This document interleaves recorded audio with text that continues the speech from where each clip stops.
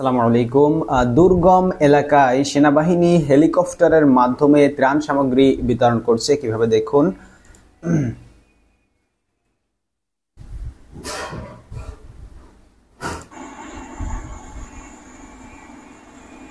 মানবতার সেবায় সেনাবাহিনী সবসময় এক ধাপ এগিয়ে।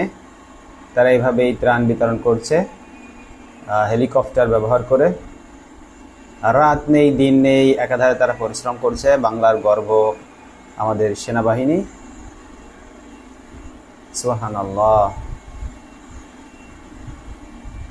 আলহামদুলিল্লাহ।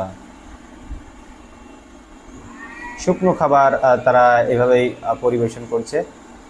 এই সেনাবাহিনী শুধু আমাদের গর্ব নয়, এই সেনাবাহিনী সারা পৃথিবীর গর্ব আমাদের।